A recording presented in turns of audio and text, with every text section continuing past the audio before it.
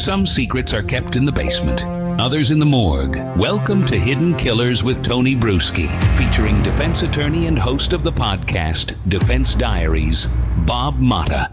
Let's talk about Alex Murdaugh, the sequel, if there is another trial here, and what we may see there. What I am wondering about, and I'm curious to get your, and this is just all pure conjecture from us. There's nothing that's come out that's like, ooh, maybe they'll go down this road. But I am wondering if they're going to go with a third-party culprit theory on this, which they never did in the first trial. They just said it wasn't him.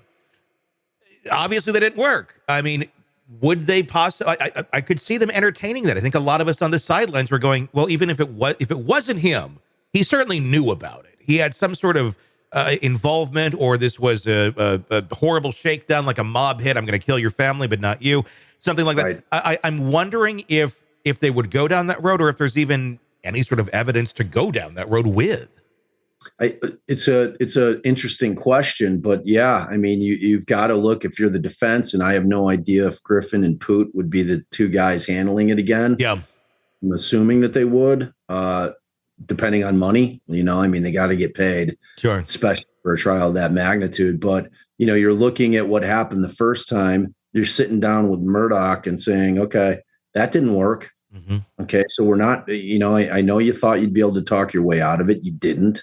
As a matter of fact, many people feel that you testifying is what made your bed for the conviction. So I would look at that, Alec, and come to the conclusion that you are not going to testify during this trial. And then, yeah, I think that you have to seriously look at, like, if not him, it had to have been a third party culprit, right? I mean, it's like, it's one or the other. It's either him. And like, I took a lot of heat for it, even though like it seemed like people didn't understand the concept that if Murdaugh is the guy who hired two bumbling fools or whatever to come onto the property in order to kill his wife and his son, and he's the person who paid them, it's as if he pulled the trigger, which has always been my theory. Yeah. Like, my theory has always been, and that he said once that he was in the house, he knew it was happening. And that once it was done, he's like, all right, I'm going to handle the guns. I'm not letting you fools. Mm-hmm. We're going to use guns that are from the property. My son's leaving guns all over the place all the time. I'll figure that side of it out.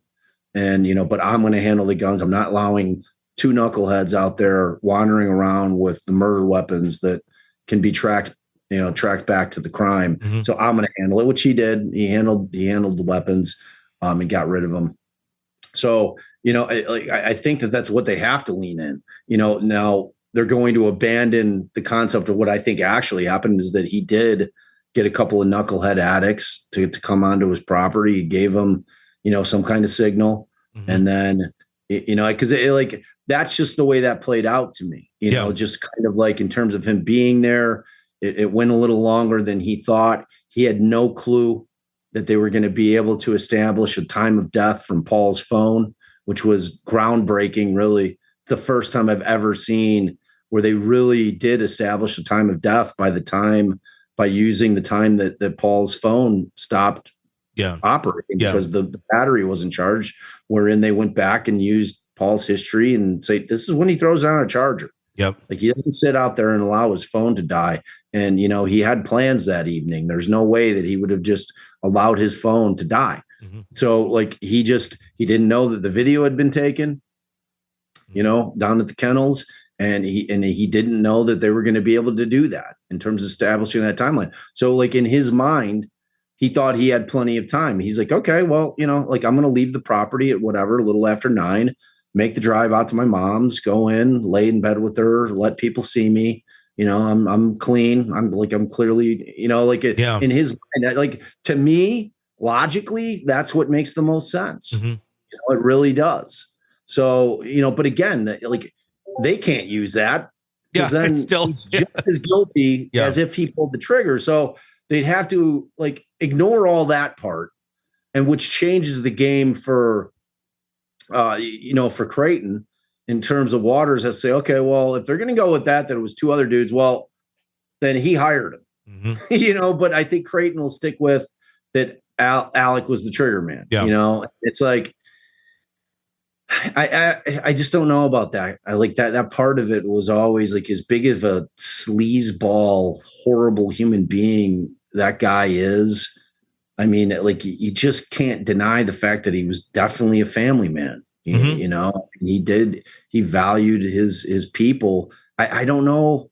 And I don't know him from a hole in the ground. Yeah. You know what I mean? Like, but like I can only filter things through my own mind, and I'd never be capable of doing that. Sure. Ever.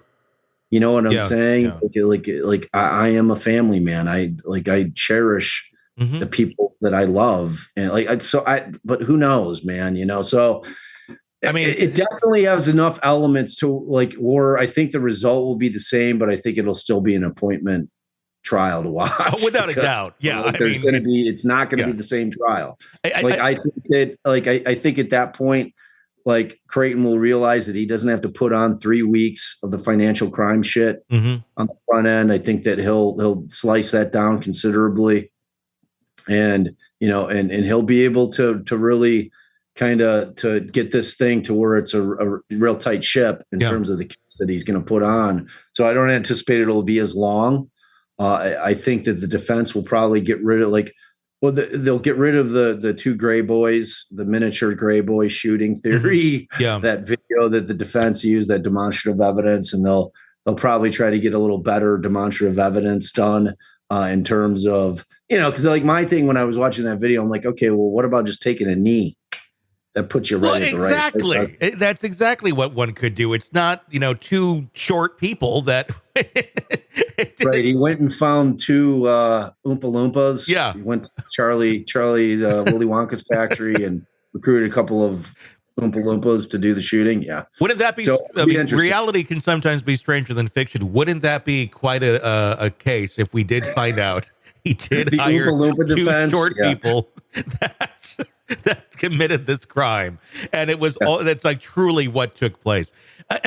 There obviously is a lot of people that don't like Alex Murdaugh. He screwed over tons of people. So I mean, there is, I think, some argument to be made that there's people that may want him dead or may want to harm him or hurt his family to get back at him, and that could create some reasonable doubt. But again, if you go down the road of the financial crimes and stuff, obviously that's, I think, one of the big things that sunk him the first time. But could it actually help him a second time of like going, look, I'm a horrible person. I screwed all of these people over. There's tons of people who hate me. Somebody, I don't know who, but somebody came and did this because they hated me. The defense, in order to do that, would have to be able to prove that they had knowledge that they had officially been screwed. Because remember, the testimony was there is that he was absolutely a pro at being able to just simply put his clients at bay by just giving them excuses.